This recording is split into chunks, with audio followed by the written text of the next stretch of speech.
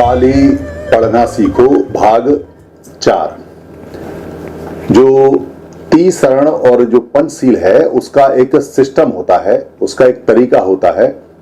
उसका जो भिक्खु या जो कोई अच्छा जानकार होता है जब आपको पंचशील और तीसरण देता है तो उसका एक नियमावली होती है जिस नियम के तहत में ये दिए जाते हैं। पाली के अंदर वो बोलते हैं और पाली के अंदर ही आप जवाब देते हैं। तो पाली को अच्छी तरह से उसको सीख लें कि आप क्या बोल रहे हैं, आपका एक्सेंट अच्छा होना चाहिए। सबसे पहले तीसरण शीलांग की याचना होती है, यानी जो तीसरण के और जो शील के अंग हैं उनकी याचना होती है, रिक्वेस्ट होती है।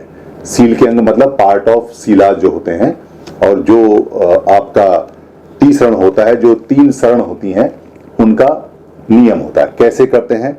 शिष्यो, शिष्यो माने शिष्य, यानी कि जो सामने बैठा है उसको शिष्य कहते हैं। शिष्यो का मतलब है सीखने वाला, इसको सेखिया भी बोलते हैं। शिष्यो, शिष्यो का मतलब है जो भिक्खु का शिष्य है, खासतौर से उससे है, या उपासको भी हो सकता है या उपासिका भी हो सकता है। तो शिष्यो या उपासक या उपासिका कैसे कहता है? कैसे कहता है? ओकास अहं भन्ते, ए और है के बाद में अंग है, अहं भन्ते तीसरणेन सह पंचशीलं, तीसरणेन सह पंचशीलं धम्मं याचामि अनुग्हं कत्वा शीलं देथ में भन्ते। यानी कि जो उपासक है या उपासिका है या जो शिष्य है वो क्या कहता है? ओकास, ओकास का मतलब अवकाश दें, मुझे टाइम दें या मेरी तरफ ध्यान दें, देखें। अहं भन्ते, अहं भन्ते का मतलब है भन्ते मेरी तरफ, मैं, अहं माने मैं होता है। तीसरणेन सह पंचशीलं, तीसरणेन यानी कि 3 शरण के साथ में, सह पंचशीलं साथ में, सह माने साथ में, पंचशीलं, पंचशीलं 2 शब्द हैं, पंचशीलं धम्मं याचामि अनुग्हं कत्वा शीलं देथ में भन्ते। फिर इसको द्वितीयंपी बोलते हैं, वही सेम रिपीट करते हैं। अहं भन्ते तीसरणेन सह पंचशीलं धम्मं याचामि अनुग्हं कत्वा शीलं देथ में भन्ते। फिर इसको तिवारा बोलते हैं ततीयंपी करके। ततीयंपी अहं यानी अहं भन्ते तीसरणेन सह पंचशीलं धम्मं याचामि अनुग्हं। ये जो अनुग्हं है इसको 2 शब्दों में तोड़ेंगे, अनुग्हं, तब ये पूरी तरह से सही बोला जाएगा। अनुग्हं कत्वा शीलं देथ में भन्ते। जो आचार्य हैं, जो भिक्खु हैं, वो बोलेंगे यमहं वदामि तंग वदेही। फिर जो उपासक है, शिष्य है, वो बोलेगा आम भन्ते, और उसके बाद आरंभ होगा नमो तस् भगवतो अरहतो सम्मा संबुद्धस्स।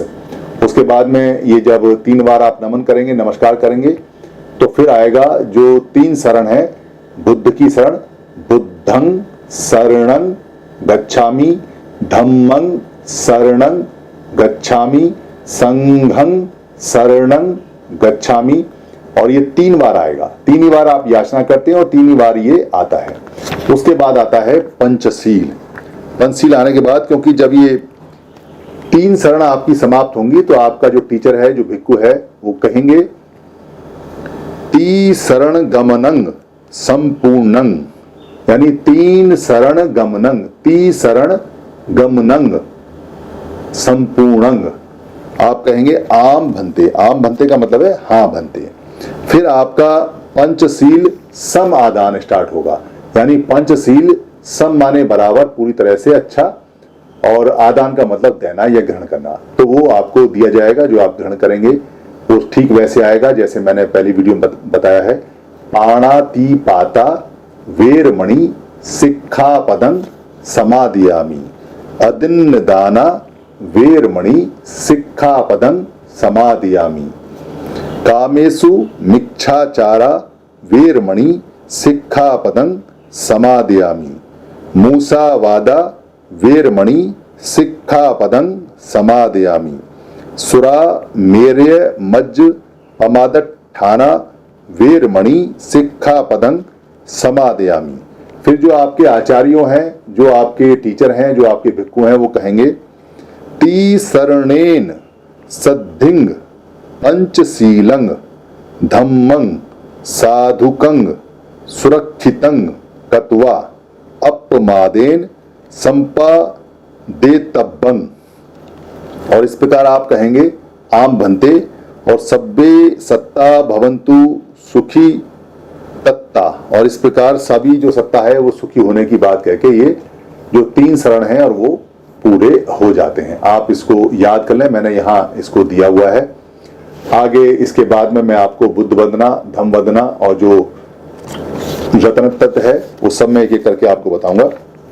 अभी मैं आपको सिर्फ पाली पढ़ना, इसमें क्योंकि आपको पाली शब्दों के हिसाब से अच्छी तरह से बोलने आ जाए, और जब जहाँ कहीं भिक्खु या कहीं आप इसकी वंदना करें तो आपको शब्द याद रहें, वही मैं आपको बता रहा हूँ। अर्थ के लिए आप दूसरी वीडियो देख सकते हैं, उसमें मैंने पूरे अर्थ बताए हुए हैं। धन्यवाद।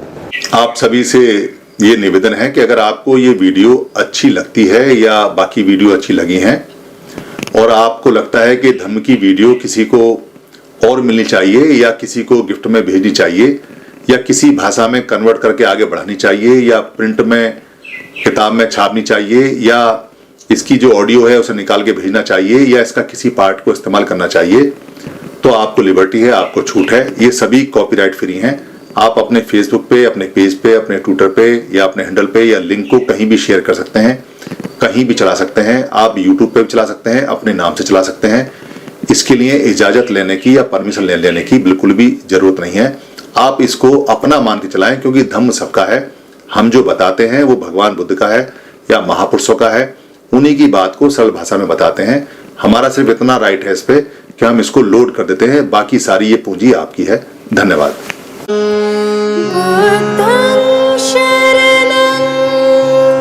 गच्छामि।